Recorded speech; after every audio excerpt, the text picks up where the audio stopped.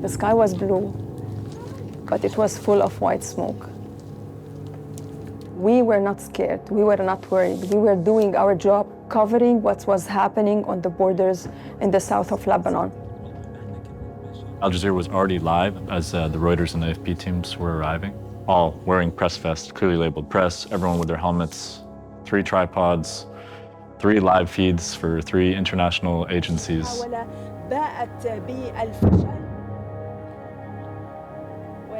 I remember the sound of the drones. I remember the helicopter in the sky.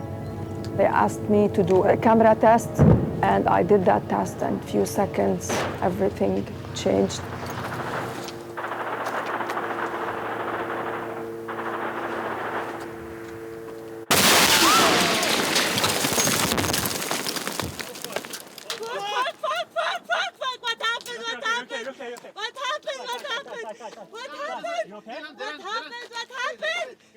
What happened? I can't feel my legs. I can't feel my legs. Oh fuck, oh fuck. I can't feel my legs. Fuck. I relive those moments every day. And I hear Christina's voice all the time. It's pretty horrific.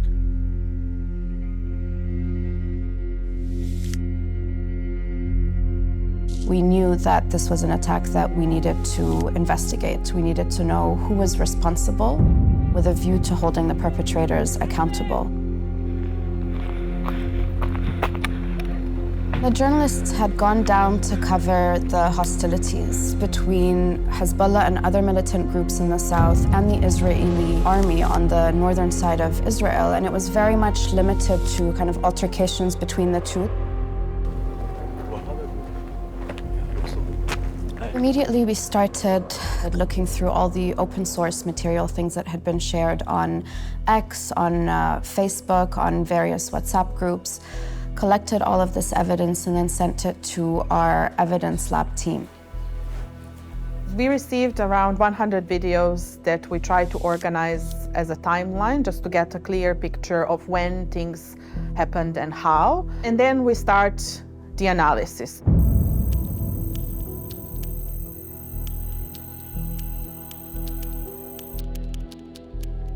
It was clear from that footage and the initial analysis, the closest target from where the journalists were, according to our calculation, was around 1.5 kilometers. They were standing on a hill in full view of any of the combatants. It was clear that journalists had their vests, so they were clearly marked as press. One of the cars had TV plastered on top of it. So the fact that they were a press crew was visible both horizontally to anyone seeing them across, but also from the top.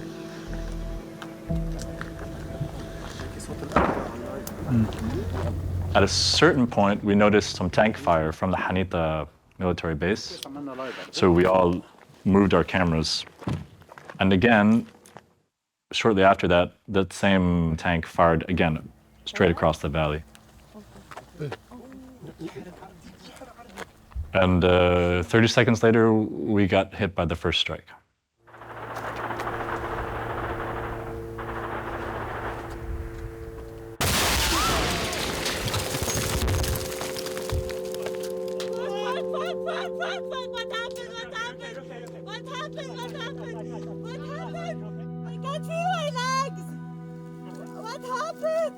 Saw Christina on the ground. She was yelling, my legs, I can't feel my legs. Immediately I knew I had to put tourniquets on both legs. I got down on my knees, I got it around her leg, probably up into her knee, and then that's when the second strike hit.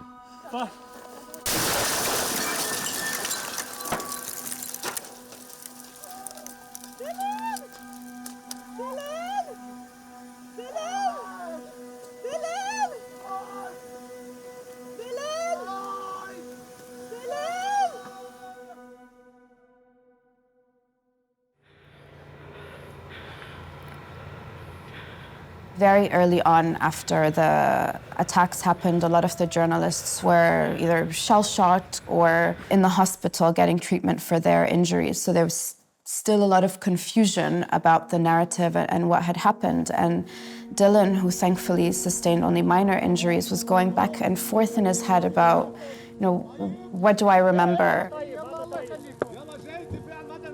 I'm thankful my camera wasn't totally destroyed. At least the memory cards survived. Going through the footage for the first time was tough. I had remembered that there were 2 explosions, but at a certain point you start second-guessing yourself. Like, did I remember that correctly? And so, rewatching the footage was confirmation that, like, no, I was correct. There were two different strikes. The timing between strikes was 37 seconds. That's also very important because you don't usually hit 2 times in one place unless you're confident what you are hitting is your target. إذن زاهر محاولة We also analyzed 22 videos of the aftermath, which allowed us to see the damage that was caused by both strikes and to start doing the analysis of what kind of weapon would cause that kind of damage. In many cases when we work on conflicts, the weapon can directly lead us to perpetrators. This is the key piece of evidence. My colleague, who is our weapons analyst, knew immediately what this weapon is. It was a 120 millimeter tank round. And that confirmed that it was the Israeli military that fired on the journalists, because Hezbollah and the armed groups in South Lebanon don't use those kinds of weapons. And more importantly, we did identify this weapon before being used by the Israeli forces in the context of different strikes on Gaza. So this is at least the 3rd time where we are able to link this type of weapon with the Israeli forces.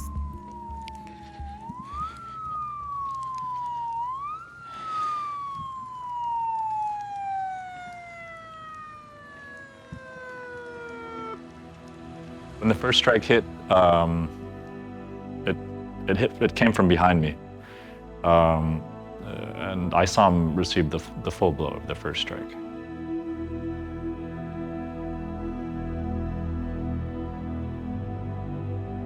That day, he had a cooler full of soda and drinks and snacks.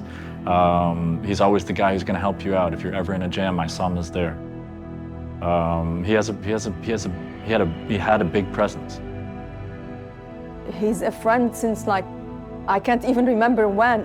He's a dear colleague, he's a dear friend, and yeah, we worked together in many, many coverages. Such a unique human, a very unique human.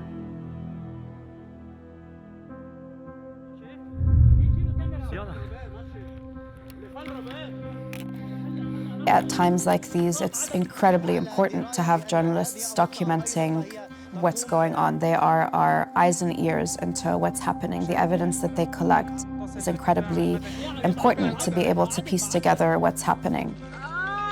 Just the brutality of the attack reaffirms the importance of that job. Like, to bear witness to these kind of things, and hopefully you don't become the story. That's never the goal in journalism.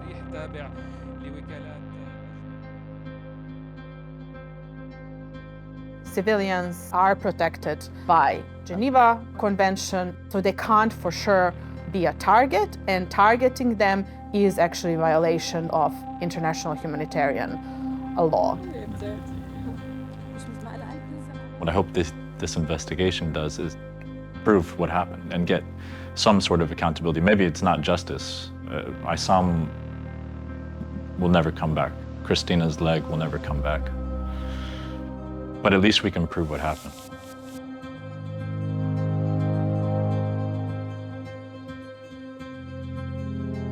Seeing your friend dying isn't something usual. I want to continue for him, for myself, for the career I chose. There are so many people whose voices are tamed. I want to do this again and again. Just speak up for those people. I want to always remember what happened on October 13. I have wounds all over my body. I have shrapnel still in my body. But this is just pushing me further. Now more than ever, I stick to the field because it's where I belong.